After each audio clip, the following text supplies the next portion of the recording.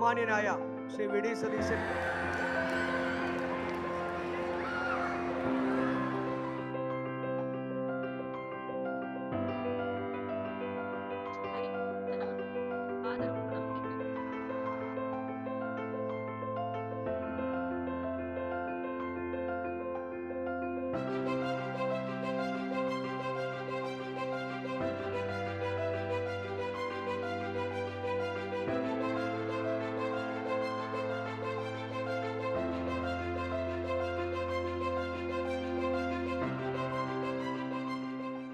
ഞാൻ 2-3 സിനിമകളിൽ മുഖ്യമന്ത്രിയായിട്ട് അഭിനയിച്ചിട്ടുണ്ട്.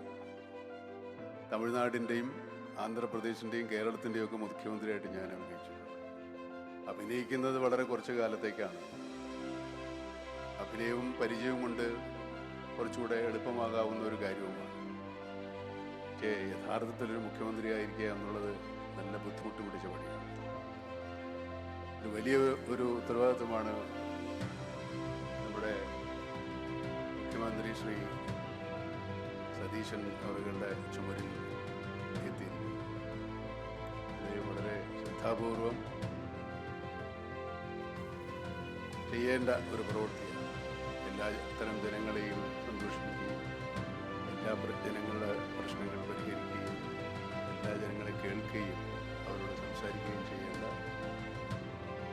ഒരു പ്രവൃത്തി തന്നെയാണ്.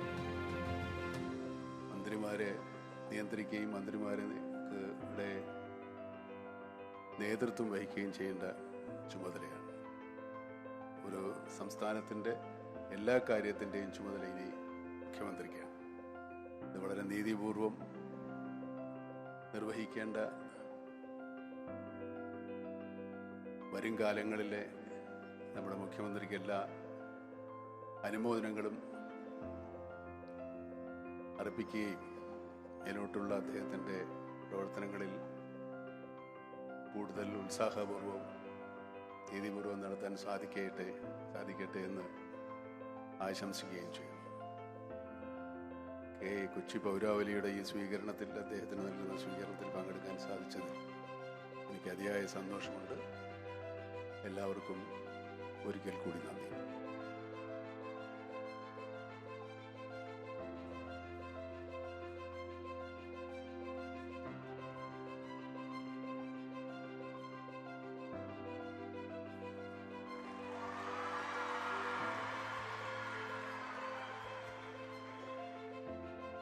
ഔദ്യോഗികമായി മുഖ്യമന്ത്രിയായി ചുമതല ഏറ്റെടുത്തതിന് ശേഷം ശ്രീ വി ഡി സതീശന് നൽകുന്ന സ്വീകരണം ഏറെ പ്രത്യേകതകളുള്ള ഒരു ദിവസമാണ്.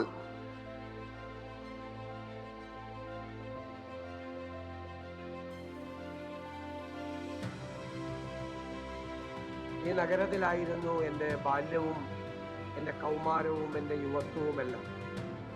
ഞാൻ പഠിച്ചത് തേവര കോളേജിലാണ്. പിന്നെ രാജഗിരിയിൽ പഠിച്ചു. പിന്നീട് തിരുവനന്തപുരത്ത് പഠിക്കാൻ പോയെങ്കിലും വീണ്ടും അഭിഭാഷകനായി കേരള ഹൈക്കോടതിയിൽ പ്രാക്ടീസ് ചെയ്യാൻ തിരിച്ചു. ഈ ജില്ലയുമായും ഈ നഗരവുമായും എനിക്കുള്ള ബന്ധം അത് വളരെ ആഴത്തിലുള്ള ഒരു ബന്ധം.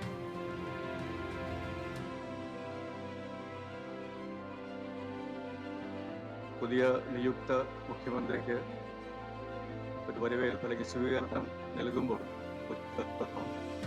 മലയാളികളോടൊപ്പം ഞാനും സന്തോഷിക്കുന്നു, അഭിമാനിക്കുന്നു.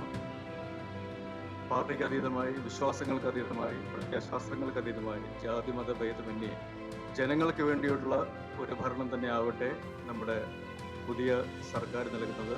അത് എല്ലാ രീതിയിലും നാട്ടുകാർക്കും നാടിനും പുതിയ പ്രതീക്ഷകളും പുതിയ ഉണർവും ഭരണം തന്നെ ആവട്ടെ എന്ന് ആശംസിക്കുന്നു. ഒരിക്കൽ കൂടി ഒരു എളിയ കലാകാരൻ എന്നുള്ള നിലയിലും കേരളത്തിലൊരു പൗരൻ എന്നുള്ള നിലയിലും ഈ സർക്കാരിനും നമ്മുടെ നിയുക്ത മുഖ്യമന്ത്രിക്കും എല്ലാവിധ ഭാവങ്ങളും നേരുന്നു. നന്ദി, നമസ്കാരം. വളരെയേറെ സന്തോഷമുള്ള ഒരു സമയമാണ് കൊച്ചിയെ സംബന്ധിച്ച് ഇന്നത്തെ ഈ മുഹൂർത്തം എന്ന് പറയുന്നത്. എറണാകുളത്ത് നിന്ന് കേരളത്തിന്റെ മുഖ്യമന്ത്രി ഉണ്ടാവുമ്പോൾ, അതും കൊച്ചിയുടെ സ്പന്ദനങ്ങൾ അറിയാവുന്ന, കൊച്ചി എന്താണെന്ന് വ്യക്തമായി അറിയാവുന്ന ഒരു മുഖ്യമന്ത്രി കേരളത്തിൽ ഉണ്ടാവുമ്പോൾ തീർച്ചയായും കേരളത്തിന്റെ വാണിജ്യ തലസ്ഥാനം എന്നറിയപ്പെടുന്ന കൊച്ചിക്ക് വളരെയേറെ വികസന കുതിപ്പ് ഉണ്ടാവുമെന്ന പ്രതീക്ഷയാണ് കൊച്ചിയിലെ മുഴുവൻ പൗരാവലിയും ആഗ്രഹിക്കുന്നത്.